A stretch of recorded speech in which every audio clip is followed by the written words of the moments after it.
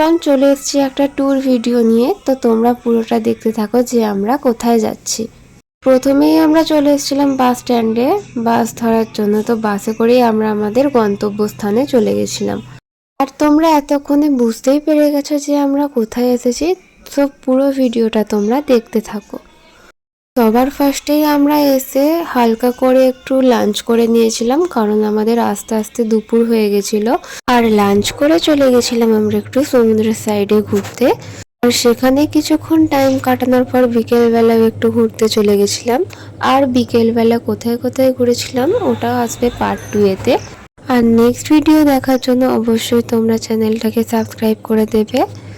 Video ভালো লাগলে অবশ্যই লাইক কমেন্ট শেয়ার করে দেবে। অ্যান্ড আবার তোমাদের সাথে নেক্সট পার্টে দেখা হবে। তো চলো, বাই বাই।